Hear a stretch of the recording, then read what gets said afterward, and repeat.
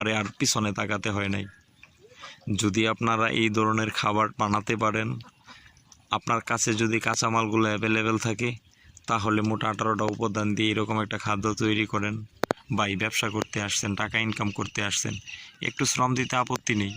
যদি লস করেন তাহলে সেটা আপনার পকেট থেকেই যাবে। তাই একটু শ্রম দিয়ে যদি এরকম ভালো মানের একটা খাবার তৈরি করেন, আপনার হাঁস খামারে কখনো পিছে থাকতে হবে না ইনশাল্লাহ।